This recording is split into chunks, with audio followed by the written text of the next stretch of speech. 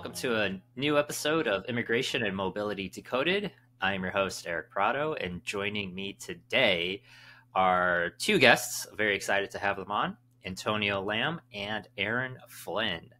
Antonio is the Director of UK Immigration Services at Envoy Global, and Aaron Flynn is the Director of Ireland Immigration Services at Envoy Global. Antonio and Aaron, thank you so much for hopping on this evening, your time. It's 10 a.m. my time, or almost 10 a.m. my time. Appreciate both of you hopping on today. Good to be here as always. Thanks, Eric. Good to be here. So, Antonio and Aaron, we have the first of probably many episodes. This will be the first of many discussing some upcoming elections around the world, and just kind of their impact on business immigration, mobility, and related topics. We decided to record today ahead of the UK elections coming up on the 4th of July, which also coincides with the American 4th of July holiday. And then obviously in the last few weeks, there were the wider EU Parliament elections. And then from now until potentially there might be even some snap elections in Ireland. And then there's also some elections coming up in France.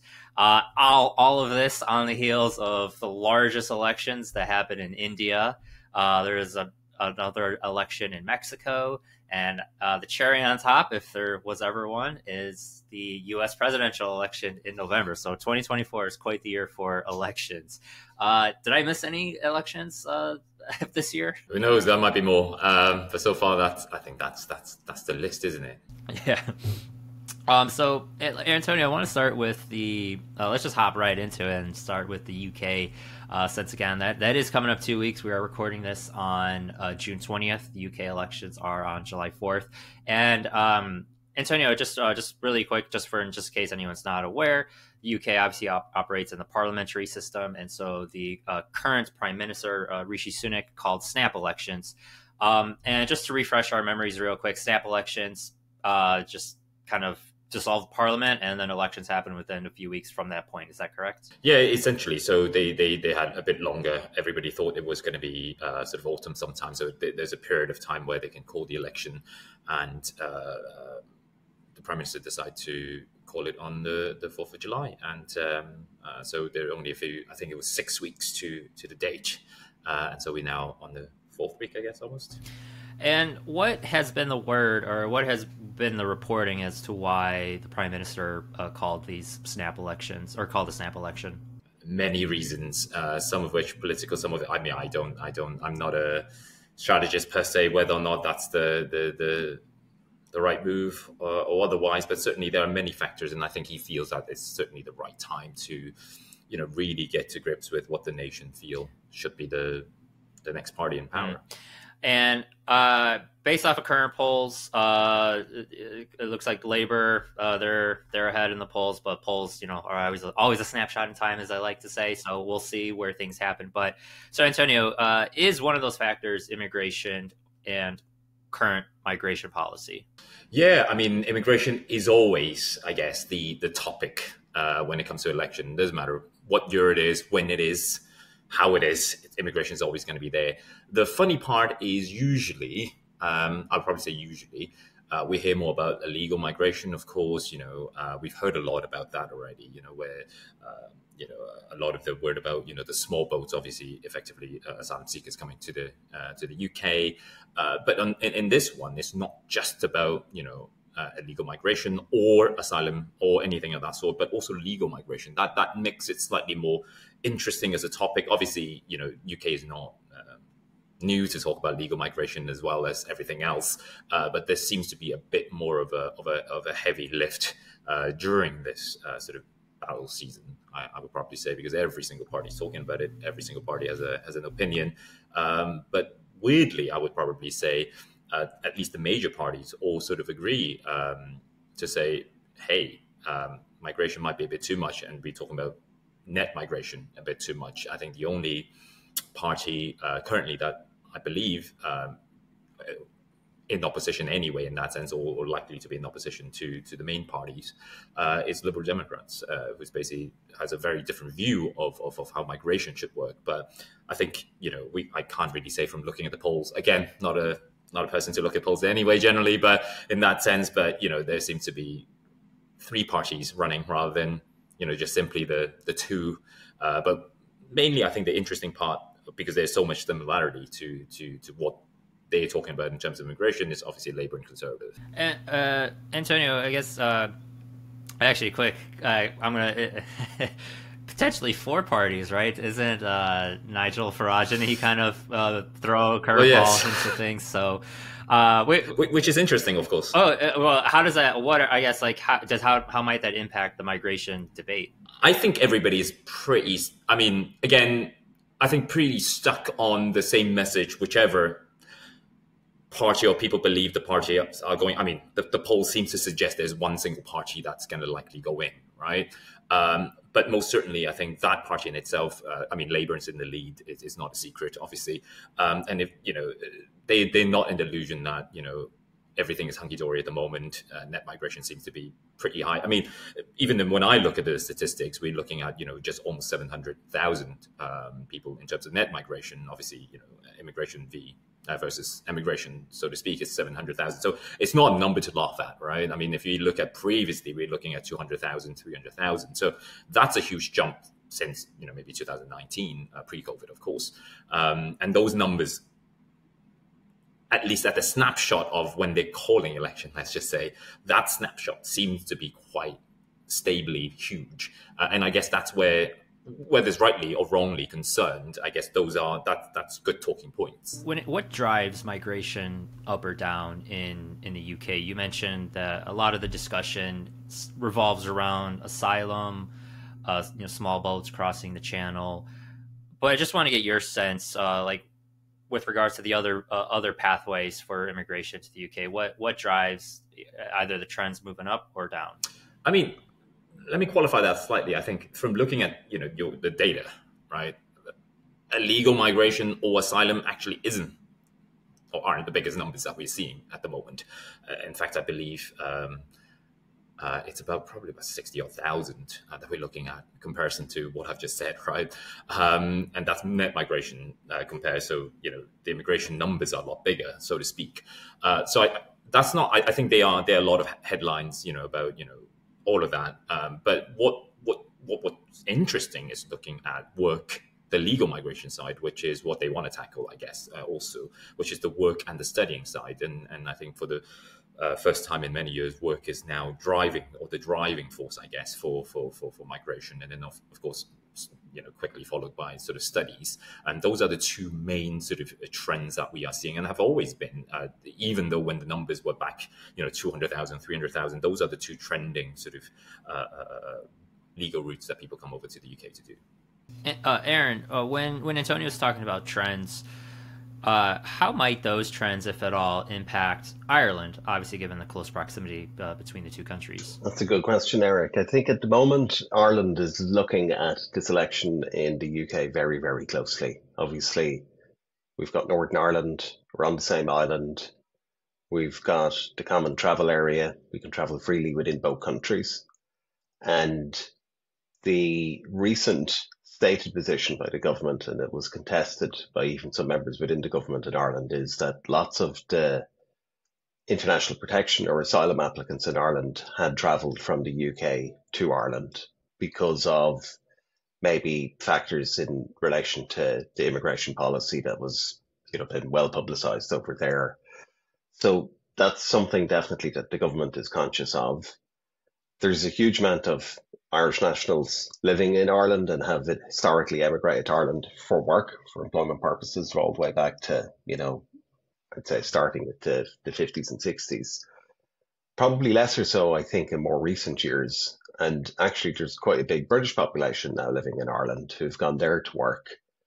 And this election, it's going to, in the UK, it's going to touch off this issue, which we probably don't want to mention, but we have to mention, but that's Brexit, which is obviously complicated matters in many ways, particularly for Ireland, who now is inside the EU and Northern Ireland isn't, and we've got the whole complexity around, the customs union and what it looks like in Irish sea borders, etc. But I think in general terms, Eric, at the minute, what happens in the UK, even though the UK is outside the EU, has huge impact on Ireland, both on the, if you want to call it, the regular migration routes that have historically existed between both countries and will undoubtedly continue to exist, but also in the maybe irregular routes.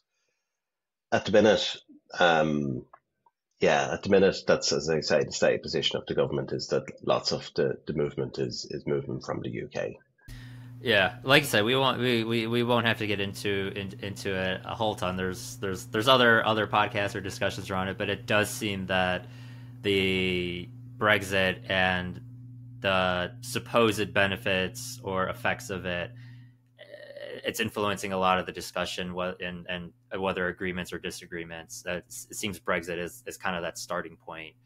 And so Antonio, I guess I'm curious, like, since Brexit gone into effect, up until the elections actually happened, what has been and how has the UK government navigated migration? Have they implemented any policies or deterrents to combat perceived notions or increases?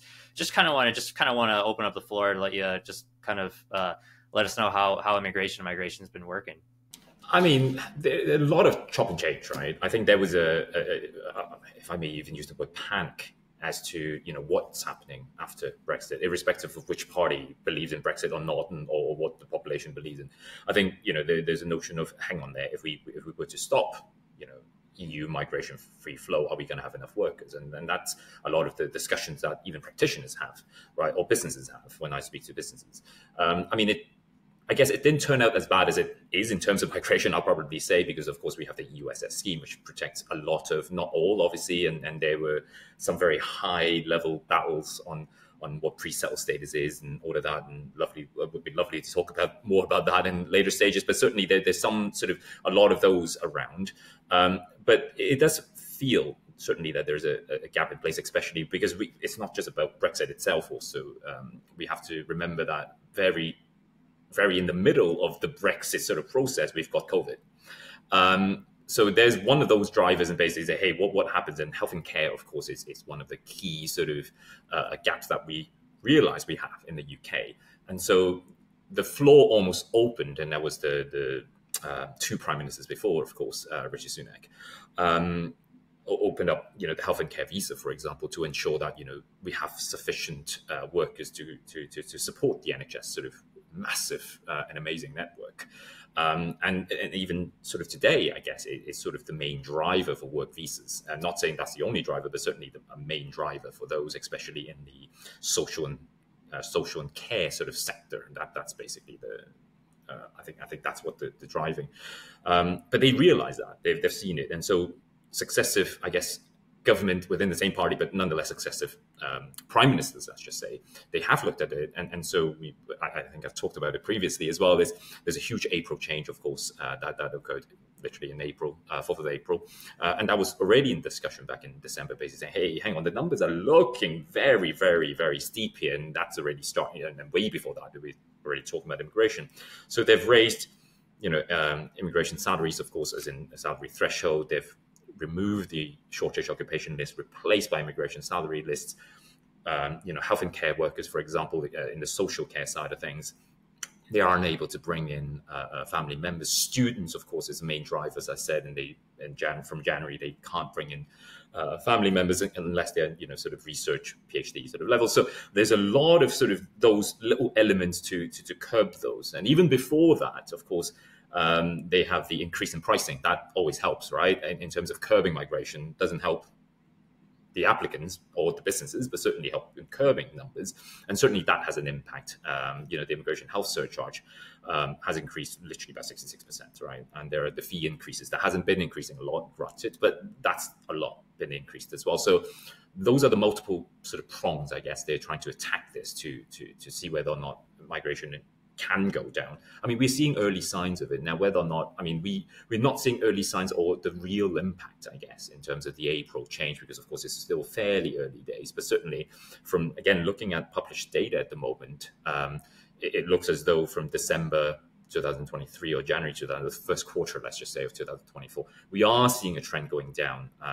Even just leading up to the December, we are seeing trends going down. Now, is that natural trend down, or is it because of the impact of all of these announced policies or planned announced policies, or uncertainty with the political sort of powers to be? But we're certainly seeing some. Is it going to continue? Well, I think it will, because the impact hasn't fully been seen yet. Going off of that last comment there, if it'll continue, what are the politicians? What are they looking at now? What are potential, again, not getting too into the political side, but what are the parties proposing before the July 4th elections? Yeah, I'll talk more about Labour and Conservative rather than the other parties. Because it gets a bit. I'll use the word funky because everybody sort of say something very different, of course. So let's look at we'll call it still the two main parties. We don't know what's going to happen, obviously, by 4th of July or 5th of July, let's just say. But certainly in terms of Conservative, they have done something that historically doesn't seem to work, but they have announced that they would like to sort of halve the immigration numbers, net migration numbers, rather. If my memory serves me right, not so long ago, of course, our previous Prime Minister, Theresa May, she has introduced the cap on migration, but on work permits, for example. So I remember those days when we were working through work permits, and you can only bring in 20,700 people or work permits, or issue those, and the numbers that are to be granted is based on salary levels. And if you don't hit that salary level, you need to do certain things to get points, and so on and so forth. Not getting too much into it, but it was a very complicated process, and I remember that. And everybody has to apply to try to get a quota to meet that sort of allocation every month. It's not been hit for many years. In the North Sun, there was a little blotch in 2015, I think, that was hit. A lot of doctors, which is obviously always in demand, as you can see, even back in 2015. IT workers, they're not earning enough or whatever, or perceived not earning enough, let's just say, didn't get the salary. So it was a salary game, effectively. But, back in the day, we were looking at, 200,000 people or 70,000 ish work permits coming in, somewhere along those lines, right? Including sort of extension and all that. So, 20,000 was never hit anyway on a month-to-month basis, except for little blotches that you can sort of see, or blips that you can see. Now they want to introduce that. And I do wonder, again, I do wonder whether it will work. If it didn't work before, what are they doing something different? How can one promise something in that sense to make it work? And so that will take a lot of work from the next set of governments, of course. If it continues, the same government, they really need to think about how they can curb it in a blanket way, because obviously the previous Prime Minister, when they curbed it, was quite blanket in the sense of these are the numbers. Obviously, there are exceptions to the rule in terms of, if you earn a certain amount, then you're out of that system, intra-company transfers out of that system, that type of stuff. But even then, just purely based on that, how are you really going to curb it? Is it by sector? So that would be interesting, I guess, to see. On the other hand, Labour, for example, is saying, net migration is definitely too high. We are going to curb this. They haven't introduced a number. But they have introduced something, or they're suggesting something very interesting, which is work plans. So they really want to focus on training local people and getting people to hire local people, of course, especially for high yield sector at this moment, sort of like IT, health and care, construction, those type of ones, and then try to encourage that. Again, I see issues potentially with that. Again, their manifesto pledges, they are not detailed management plans. So it's a bit difficult to see how they're going to really work at it. But again, it's a bit concerning in the sense that, where's the line drawn, right? Because a lot is talking about, those who are abusive or who to employees in terms of not paying them correctly, not following the right rules, they will be stopped, and sponsoring workers, or those who really rely on them will need to have these plans, or, all of that type of stuff. Who's going to police it, right? Again, how do you police it? I think whoever is going to be the immigration minister is going to really have a tough hat to put on and try to sort of manage that. I certainly have a view of how what would maybe be better in looking at it. I think immigration practitioners should be spoken to. I think we all have an opinion on what might be better. But certainly, I think focusing on sector is a good start. But really, sort of focusing on where the need is a bit more important, right? Because we can't just blanket say this is a high yield sector and therefore we need to sort of limit it. It's basically, well, what funding are you putting in, right? To boost local workers, or are there even enough local workers to take on those jobs? Yeah, appreciate the rundown, but I might have to correct you a little bit. You mentioned 2 prime ministers before Rishi Sunak. It's actually, wouldn't it be 3 if you count Liz Truss? Oh, goodness, yes, of course, my bad, and I mean no disrespect to listeners. Of course, I didn't name names, but certainly yes, indeed. Well, I mean, no, I don't blame. I mean, a piece of lettuce lasted longer than Liz Truss, so But Aaron, I want to switch. Want to switch over to Ireland again. Ireland is near full employment. As unemployment is currently in the midst of historical low figures. However, there are other discussions regarding the housing crisis, inflation, and increased expenses. All those are kind of bubbling up. What is the current from your point of view? What are you hearing, and how these areas of debate are impacting, or how is immigration impacting those areas of debate? So yeah, the current position, I suppose, is we've reached full employment, which basically means, and this is touching off your point, Antonio, we've got pretty much everybody who can work in work. And the employment permit statistics in Ireland are, I want to say, maybe 10,000, a little bit closer to 20,000 employment permits per year, all the way up to COVID. And then obviously COVID that year, we have low numbers. Straight after COVID, we have an increase in numbers up to about 20,000. But the next year, 2023, we've almost 40,000 employment permit applications. So it doubles in a year. We still have full employment. And in the background, 100-odd thousand Ukraine nationals have been granted temporary protection. So what I would say is it's almost like an economic argument in some ways, in that the market or the economy will usually decide what's required. And at the moment, employers that we advise will tell us they can't fill positions. They need to use business migration. And lots of the jobs that they have open requisitions for in Ireland and the EEA can't be filled. They need somebody from outside the EEA to take up those positions. So that should inform the immigration policy that we have. At the moment in Ireland, we have the EU Migration Pact been debated. Only yesterday, the government were debating whether to opt into that EU directive, and they've postponed their vote on that until next week. That deals with more of the asylum type immigration, but that's getting all of the news. But at the same time, yesterday, we have the Employment Permits Bill, which is an overhaul of the employment permit system, also reaching its final stages and could actually be enacted almost immediately. And inside that, there's a complete, probably the biggest overhaul in employment permits, I want to say, in 10 years. And issues that employers have fed and made submissions on to government feature in that act, such as not having sufficient employment in seasonal type employment, horticulture, those industries that historically didn't qualify under the rules for employment permits because it was considered low paid or low skilled. But as I say, employers, they can't find people to take up those positions. So they will introduce a seasonal employment permit. And that will probably come in this year. I don't know whether it will be early enough in law to actually assist with this season of harvest. I know it comes at the end of the summer, but weather events have been quite extreme and poor in Europe, so maybe harvest isn't what it should be, but it needs to be enacted. And so all of that is really positive. So on the one hand, you have government acting, and this isn't the only thing that they've done. They've done other things like granting the right to work to the spouses of general employment permit holders and intercompany transfer permits.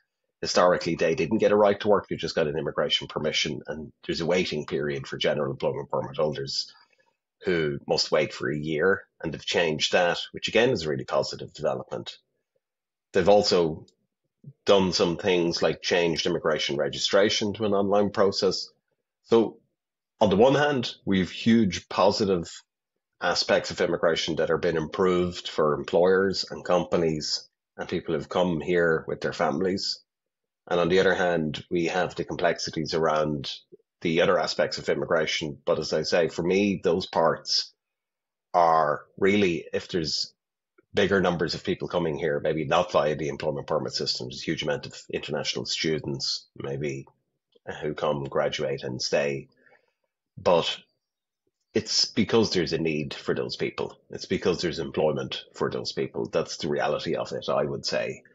And the government really needs to be aware of that, that it's not just a one size fits all and will solve all of the problems. It needs to take into account the actual submissions that companies and people, and I agree with Antonio's point, practitioners and companies like us who are only aware of what's happening at the minute and take our feedback and listen to some of the fantastic ideas that we will have in how to make this a system based on fairness that's based on data, I would say. Well, I'm curious, Aaron, how the thoughts and recognizing the need to fill those jobs, how do those impact the recent local elections that in Ireland, in terms of the discussion around migration? Yeah, so the recent elections in Ireland were both local and European elections. The local elections are to fill councillors. They're like local councillors, maybe in a county or in a town or a small electoral division. Immigration as a topic featured very heavily across all of the campaigns by the established parties. The two main established parties in Ireland are Fine Gael and Fianna Fáil. They're kind of centre right. We have a Labour Party and we have a Green Party. Labour, obviously, on the left. They're not related to the Labour Party, at least they're not in any formal way related to the Labour Party in the UK or any of the other Labour parties in different countries, but probably similar origins. And then we have a Green Party, and the government at the moment is made up of Fine Gael, Fianna Fáil, and the Green Party, so kind of centre right, and a Green Party which has obvious green credentials. People before that election were, because of the noise around immigration and lots of media coverage and speculation, was that it would shift the local council electorate to the right quite strongly, and that there would be maybe a hard right electorate, and that would really change things in Ireland. We've never really had a hard right, at least in more modern times, a real hard right government. It actually didn't come to be when the elections were all finished and counted. It didn't move in any great number to that hard right. There were lots of independent candidates who ran, lots of them on immigration only, policies and pretty much anti-immigration policies. The two biggest parties, again, are Fianna Fáil and Fine Gael. They won almost identical seats, 500 odd seats each. They're the two biggest parties in local government. So it kind of is what it was, and it'll continue to be. The European elections then, again, very similar. I think both those two parties won the same amount of seats, 4 each. Labour won 1. The Green Party lost its seat, and then there's a couple of independents. So all the media coverage, all of the speculation, a lot of the discussion by political analysts, and we're obviously not political analysts, we're just immigration analysts maybe, was that, that this election was going to be a sea change in Ireland and Europe, and that it was going to be this big shift to the right. But it hasn't really come to be. And I think, again, that's back to the point of the market decides, or, business decides, maybe it's the people decide. And it's ended up pretty much with a similar structure that's been there over the last 10 to 15 years. Yeah, that's actually a very interesting point, and I'm glad you brought it up, Aaron, where I feel in the moment, obviously viewing it through the U.S. lens of reporting, that as the results started rolling in, it was portrayed as this sea of change. But then as the results started to get tallied up, more commentary came out. It was like, it actually not that much changed. And so, and actually tying it to something else you just said, where the market decides, businesses have a say. I was listening to another podcast this morning. I'm forgetting the name of it, but I believe they're based in France. They're a shoe company. They sell like 500, like pair of shoes is like $500. I think they're called like Goose something. And they were supposed to IPO, but they called it off because the markets are tanking in France as a result of Macron calling snap elections there following the results of the EU elections. And so I just think it's interesting how it kind of all ties together, local citizens, businesses, the markets, et cetera, when it comes to elections, and also realizing that, how they should weigh things, and going from there. Yeah, I totally agree. And I'd probably say, I don't know if you'd agree with this, Antonio, that if you take it up from the local level to the national level, and obviously we've had EU elections, countries, they're sovereign nations, to think about things individually on behalf of their citizens. But in reality, immigration is a global, whatever we want to call it, phenomena, or, the trends that are happening. One country's policies can't really determine what's going to happen because it's going to depend on other countries and other regions and what they're doing. And, maybe that's a discussion around federalism, but I think no matter what countries try and do, it really needs to have more cooperation at that international level. Obviously, you need to think about your domestic policies. It has to be right. And, the economics that we spoke about will probably provide the insight to lots of that. But I think even still, and particularly for Ireland and the UK, there was a little spat recently about the open border and the common travel area. And, we certainly don't want that border being closed. But actually, the Irish government had to think about that a little bit more closely. But I think we have to act together, particularly in relation to our common travel area. I'm not sure what you think about that, Antonio, and kind of No, I agree. I think immigration is always something because it catches the headlines, because it's the easiest thing, because it's almost a policy. Whatever they talk about harms no one, because of course it's people coming in, they're not the voters, right? So it's a lot easier to talk about that than anything else, I guess, right? And so you can pan it to the left, to the right, center left. It's fine, right? It's almost who cares that, well, other than businesses, who cares in that sense, right? But I think, with elections, we had our local elections, obviously, as well, just before calling the general one. It's really about the local stuff, right? For London, for example, a lot of talks about ULEZ, which is the ultra sort of low emission zone, whether people agree with it or not. So that's one of those sort of battlegrounds, But of course now, even when we're looking at the general election, immigration, if we look at both manifestos, for example, even though every newspaper we look at, migration is talked about illegal or legal, the manifestos itself, you probably have a few paragraphs on immigration itself. The ideas are big, but a few paragraphs in it. Most of it really is about, tax, about schools, about, public services, NHS, all of that. Those are the common battlegrounds. And I guess as sovereign nations, right? It doesn't matter whether you're part of EU or anything else, or like Britain, Brexit, whatever. Those are still the key stuff that you need to really get your voters, right? That's what people care about. But immigration certainly has that sort of impact. But as Aaron rightly said, I think it's a much bigger international issue to look at. If we look at global migration trends, it's never on the down for most developed countries, right? It's always on the up, and that's why we're always talking about it, because the numbers always seem odd from the year before or 5 years ago. So it's about cooperation, and really every nation needs to look at why are we short of people, right?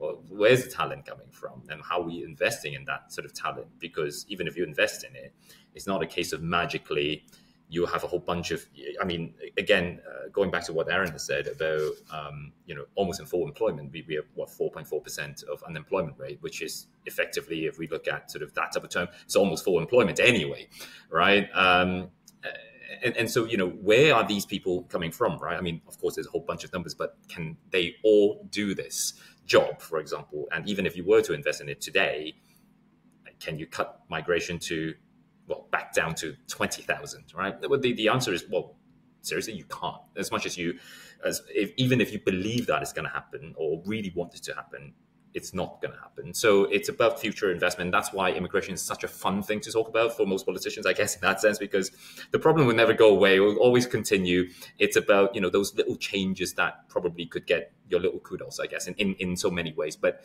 it impacts so many lives, not just obviously people coming over, but businesses to operate. And I think that's something that's really sort of not looked at as much as it should. And that's an interesting point, because comparing our three respective countries and their economies, more and more studies have been coming out. The U.S.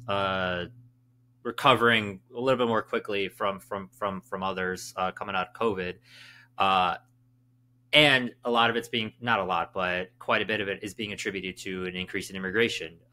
People coming over legally and filling those jobs, and we're seeing, like to your point, Antonio, it's like it's hard to stop it and like revert back, because otherwise it impacts the broader economy. And so I think that's an interesting point. Yeah, and sorry, Antonio, just add to that. That's a great point. The benefit that countries and companies in particular get from immigration, can't be understated. Wearing my Team Ireland jersey here for a moment, it's multinationals that are driving the economy and that are creating the employment. And maybe Ireland is in competition with other countries to try and encourage those companies to come and set up here, and it'll change some of its tax structure and maybe some of the other grants that it can get to do that. But in reality, yeah, I totally agree with your point, Eric. It's the immigration that's driven that, and a lot of that was post-COVID. There was a huge demand that's kind of, that was built up over that period, and that got all those countries and those companies back running again as quickly as they did. So, Antonio and Aaron, as we near the last section of our discussion, just want to get both of your opinions on a broader question, and Aaron, we'll start with you. What do you see as a problem so far with immigration policies and systems for Ireland, and what do you think could really help push through like a correct agenda? I think that's a really good question, Eric.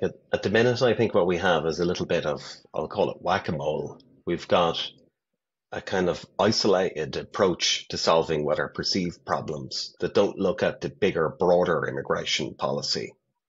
And some of that is reactionary, and it might be things to try and restrict movement, but it doesn't look at it from the overall perspective of immigration in the sense that it's not just regular and irregular. So I think what Ireland really needs in terms of policy is a broader, more data-based approach that looks at the actual reality of what's needed in the country. And at the minute, there's a Minister for Integration, there's a Minister for Justice, there's an Employment Permits Department which sits in a different government minister. It's just a haphazard, multi-governmental approach where it really needs a portfolio for one person to take it and to drive the policy, and a bigger, longer term policy that's going to set Ireland up for the challenges and the opportunities that Ireland and other countries have for, I want to say, the next 10 to maybe 15, 20 years. And I think that's what's really lacking in Ireland at the moment, is that we just don't have a unified policy. It's too scattergunned to be actually truly effective. Antonio, same question for you.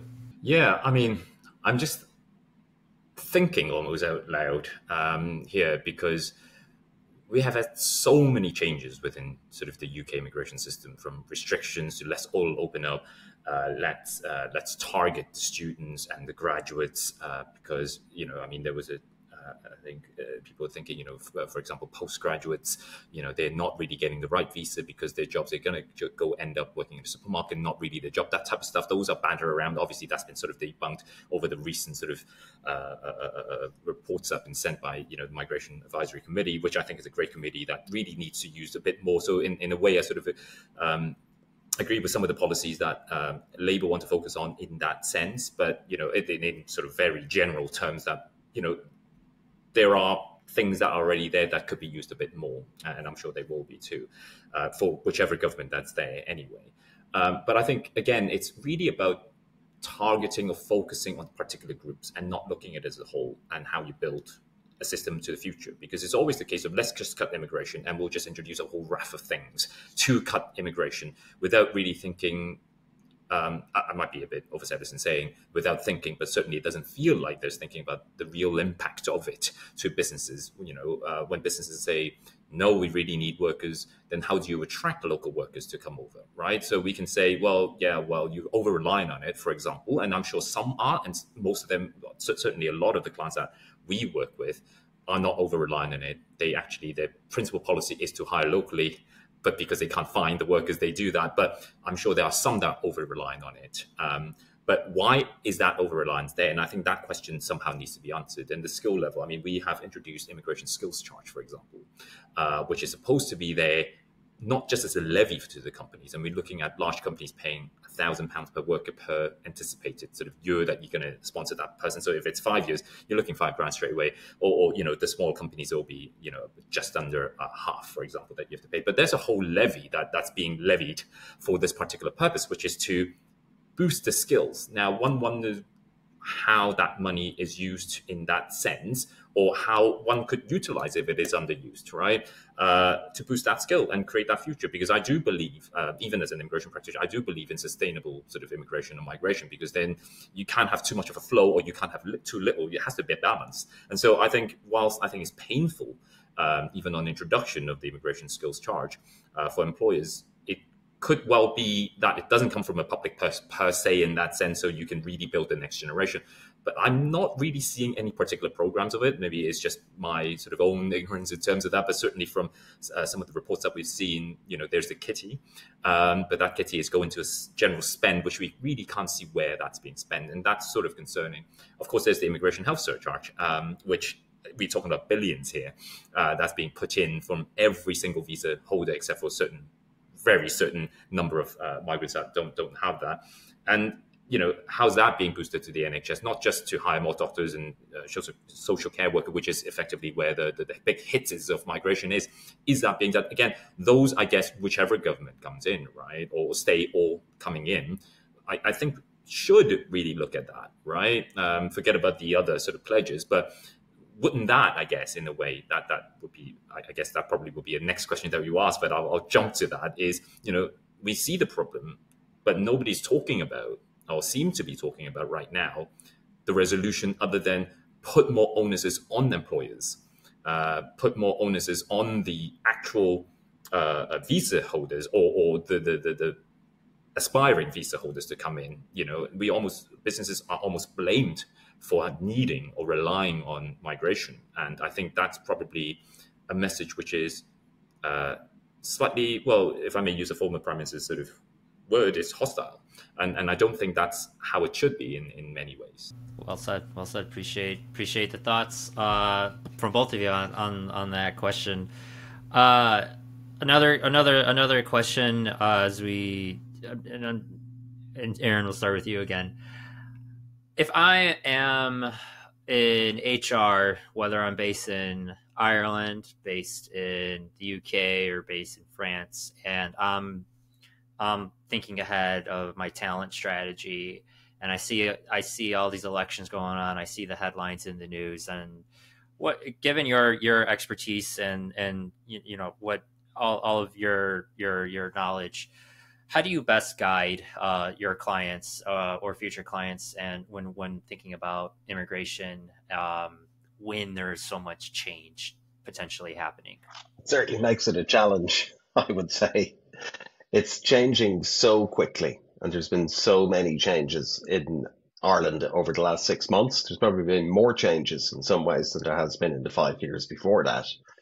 But I think to be really effective and to give the right advice to clients at the moment, it's absolutely necessary to be totally aware of what's happening, not just in the immigration world, but in general trends, in upcoming changes, in potential upcoming changes, because that can radically change the determination of an immigration policy for a company. And the changes have started to come quicker in Ireland. That's down to basically submissions made either by companies like us on behalf of our clients, or on the basis of direct representations from chambers of commerce or from companies directly. But I think really to have an effective advice and immigration policy, it's absolutely essential to be connected with, somebody like us who are aware of the constantly changing nature of immigration, and also not just to look at it from a one country perspective, but to look at the benefits and disadvantages of multiple countries, because even workers that we move to Ireland, they often have requirements to move temporarily to other countries or to travel to their HQ for business. So it needs a holistic approach, I think, to give it its real effective voice that it needs. Antonio, how do you guide clients through periods of current change, looking at the landscape and just seeing what might be coming down? Again, for probably the last year and a half, and I'm sure for the next 3 years or even 5 years, it's going to be the most complex job we'll have. But very similar to Aaron, of course, really looking, we need to look at that holistic picture. We need to look at international assignments rather than just pure localized assignments. One other thing, I guess that's sort of a thing that we've always done with clients, irrespective of whether there are changes, looking at their own trends. And I think that's important because it's not just about picking up your bags and go. It never has been, never will be. It's really about what do you need, why do you need it, when do you need it. We might not be able to get our crystal ball out. I mean, as Aaron said earlier, we're immigration analysts more than anything. We can't get our crystal ball out and predict, but certainly we work with our client very closely. We look at, a lot about the level of the job, the type of job they need, and why there's actually a gap. And so that exercise has been ongoing, not forever really, but more so in the last, I'll probably say in the last 6-12 months, and definitely will be even more concentrated as we go along. We luckily need to look at, how they even recruit local workers to make it a bit, easier for them to sort of maneuver to potentially a new policy that may be in place if they are in one of those sort of high-hitting or hard-hitting sectors. So again, it's about closer work at looking at your own trends, global trends, and certainly really try to update on what's changed. But then again, what's changing will be changed again, and we might not even know about it. So there we are. Appreciate the thoughts from both of you. As we kind of look to wrap things up, I realize we're coming up on our time, Antonio and Aaron. Anything else that we regarding this topic, elections and impacts on immigration, that we might have missed or you want to add to? I can't. Yeah, sorry, Antonio. I can't really think of anything that we didn't touch off. No, yeah, I was thinking that. All righty, great. Well, it was a really robust discussion. Definitely a lot coming up on the horizon for the UK, for Ireland, as well as US. And France. We also realize there is an election coming up in France. So I'm sure we will reconvene in the very near future to do another check-in of sorts to kind of see where things stand following some of the recent elections as well as upcoming elections. And with that, Antonio and Aaron, thank you so much for the time today. And thank you so much, and we'll see you around. Thanks a lot, Eric. Thanks, Antonio. Thank you.